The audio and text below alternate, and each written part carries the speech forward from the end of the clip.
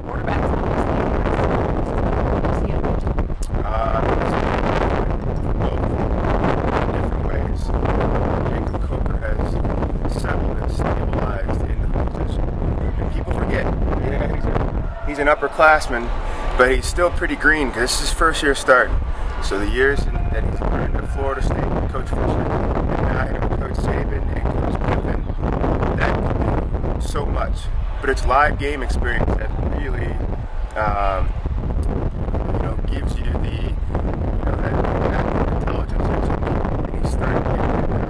He's starting to get someone who's about making mistakes, just executing on track. So I'm watching that. He's still, work in progress, but he's doing so much better and stabilizing the form. And Brandon Harris on the other side, he's actually more experienced. He's a second-year player, starter, and I just love what he's been doing.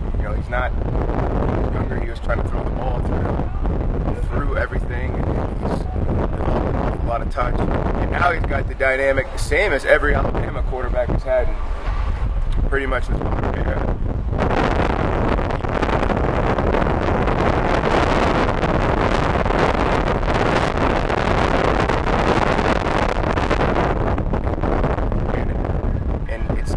For him, as I told him, like Shaquille O'Neal, you can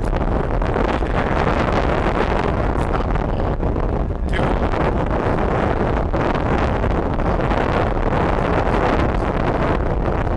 Running back out,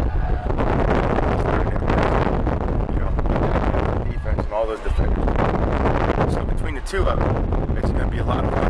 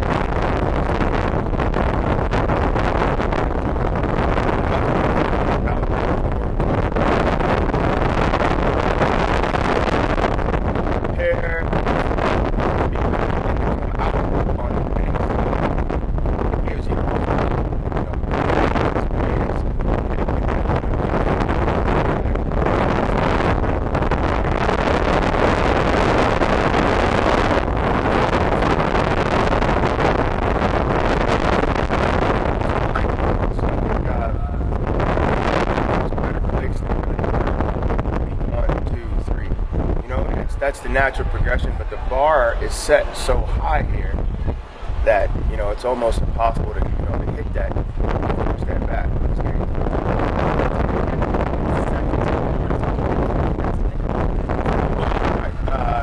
I'm expecting, and Alabama's going to be possessions are so precious. Last time LSU was here, it came out like 5.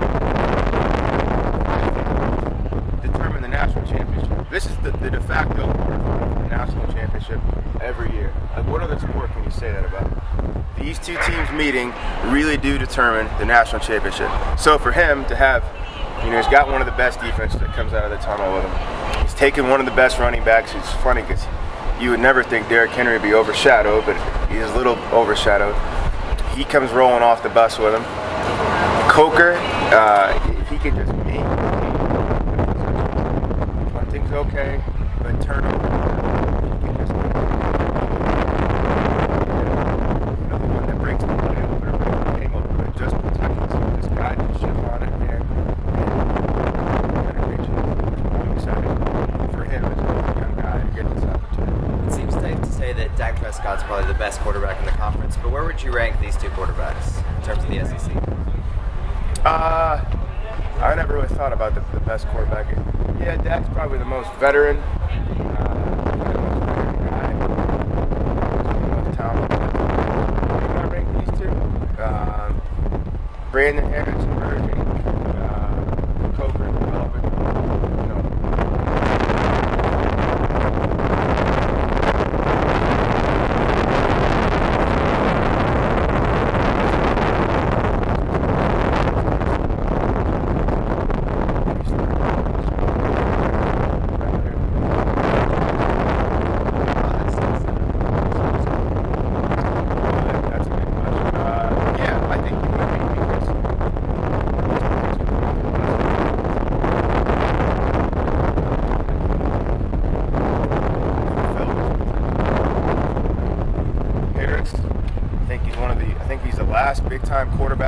college football, no interceptions.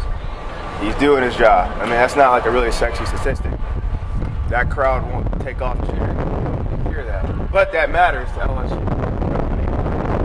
Booker settled it on down. You know, in that first game here, first couple games here, it was a lot of like hold on to the seatbelt type deal with the offense.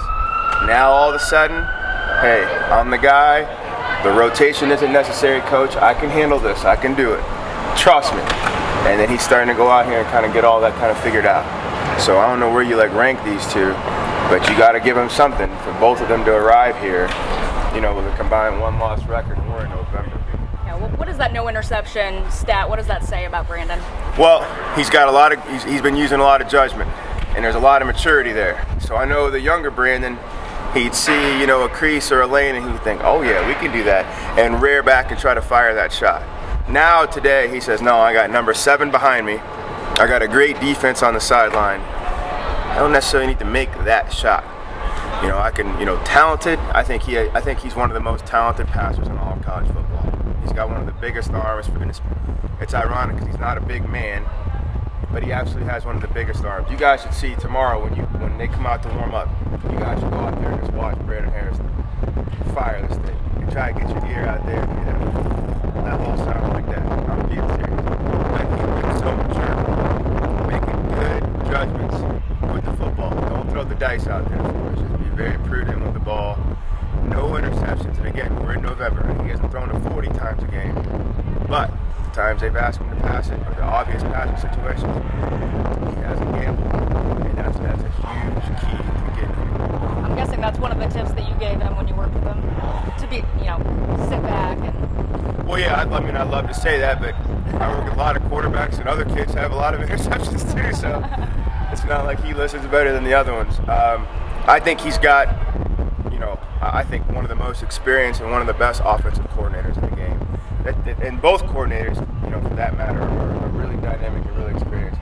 Brandon is with Cam Cameron, who's been, 10 years with the Chargers, and 5 of those years they're the number 1 offense in the league, and they have Danian Tomlinson and Rivers. So Coach Cameron has had a dominant running back and taught a quarterback how to play around him. He's been around Joe Flacco and the Ravens, and they had a dominant defense. So he taught Flacco how to play with that dominant defense. We don't need to gamble. We don't need to, you know, take unwarranted, you know, shots and things. Those guys over there will get this ball back for you. So the mesh of that, you know, experience for Cam Cameron, he's kind of squeezing that into Brandon, and it's starting to play out. And this is what they really wanted to do. So that coordinator matchup is going to be a lot of fun too, because they're going to both be tested. You know, like tested tomorrow. That's going to be. There's other chairs I'd rather sit in than their chairs. Yeah, you think of it, Lane. Yeah. No kidding. When did you work with Brandon? Every offseason he's been at LSU.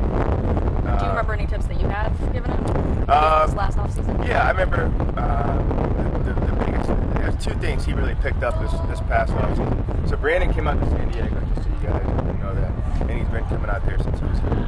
But physically, I wanted him to learn how to manipulate the football. Right? There's 3 throws you can make in football. You can make the straight-on shot, so me just throwing the ball straight to her. You can make a ball that goes up over a defender. So if I put a receiver behind this bank of cameras, I can't throw it straight through you guys. It's going to hit something, so I got to go up over. And then you can make, you know, that big old rainbow shot you see. Well, it was the second one that he had to kind of work on, and that opens things up. So I want to throw here, but I don't think I can get up over and get the ball down, so I'm not going to throw it. It just opens up more opportunities. So he did that. And then he spent that week out in San Diego with Connor Cook. So Michigan State's quarterback was out there, and they had met before, and I always love this when you bring guys together, you don't know how it naturally plays out. And I don't try to encourage competition, but just for the sheer sake of you throw a ball and she's going to throw a ball, hopefully you recognize what the other one's doing. But Connor really put, you know, his wing around Brandon, brought him through, and you could hear Brandon asking questions like, you know, when did you really feel you were the leader of your team? Was it a certain win that did it? Was it a certain amount of time? when do you know how to speak up in front of the team at halftime? How do you know what your positioning is on third down? Do you suggest plays for the coach to call, or when did you feel confident enough to kind of do that? So he got a lot of that too. So I thought that was big.